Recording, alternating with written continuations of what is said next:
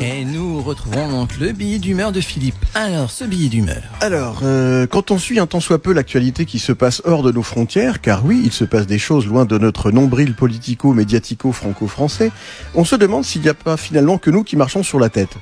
On pensait qu'il n'y avait que chez nous qu'on assistait à une telle pantalonnade pré-présidentielle où l'on voit nos anciens et futurs présidents de la République s'étrier par meeting interposé et tenter de nous faire croire au cours de débats télévisés que l'on se respecte mutuellement, que l'on est pour le respect des droits des femmes quand il s'agit de burkinis et de divers accoutrements religieux vestimentaires qui tentent d'aller enfermer dans du tissu, sans pour autant se poser la question de combien de femmes sont en lice pour la course présidentielle, ni qu'un certain nombre d'attachés parlementaires, d'attachés EES, commencent à se rebiffer contre les comportements honteusement sexistes de nos représentants aux deux assemblées. Mais non, outre-Atlantique, on s'écharpe sur des problèmes de harcèlement sexuel, de coucherie, somme toute de sujets de corne-cul et de fraude fiscale, quand pendant ce temps, des civils souffrent et meurent sous des bombardements dont l'origine remonte notamment à un président va-t-en-guerre sur la base d'informations largement erronées et savamment utilisées. S'il s'était finalement étranglé avec son bretzel, il y a fort à parier que l'Alsace fut envahie sur le champ. Mais notons tout de même que les États-Unis sont sur le point de porter au pouvoir une femme après un président non blanc. Bref, ceci étant sommairement posé, revenons donc à ce monde qui marche sur la tête qui est peu préoccupée manifestement du sort de l'humanité et de son devenir.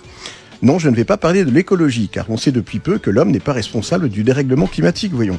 Ce n'est pas l'homme qui réchauffe la planète avec ses usines, ni nous avec nos véhicules à moteur. Ce sont les vaches qui pètent qui trouvent la couche d'ozone, voyons. Et comme on mange trop de viande, notamment bovine, faut bien que les 10 bœufs s'occupent en attendant d'être mangés. Non, je vais vous parler d'une question qui me pose un énorme cas de conscience quant à la politique culturo-patrimoniale de l'humanité avec un petit H. Il y a quelques mois, les forces du mal, entendez l'État islamique, a fait péter non pas des vaches qui sont assez grandes pour péter toutes seules, mais de célèbres sites historiques d'importance dans les civilisations passées. Ni une ni deux, en 3 coups de cuillère à peau, on a levé des fonds pour reconstruire ce joyau pour touristes.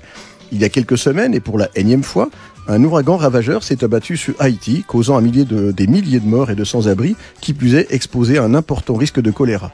Oui, ça existe encore le choléra. Non Daniel, pas Tahiti, Haïti.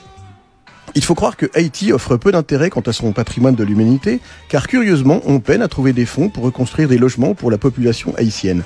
Est-ce lié à la hausse subite et soudaine du prix de la tôle destinée entre autres choses aux toitures, et qui rend tout à fait inabordable le coût d'une reconstruction pour ces familles déjà au-delà même de la pauvreté ? Alors je suis sûrement attardé mental, mais j'aimerais qu'on m'explique le bien fondé de financer prioritairement la reconstruction de monuments de civilisations disparues, plutôt que des logements d'êtres humains bien vivants et ne demandant finalement qu'à vivre. Alors oui, on va sûrement nous expliquer que la corruption qui règne dans ces pays, oui, il n'y a que dans les pays pauvres que règne la corruption, incite peu à leur donner des moyens qui de toute façon seront détournés. Et là je me dis finalement qu'alors oui, comme le dit la sagesse populaire, dans le doute, abstenons-nous.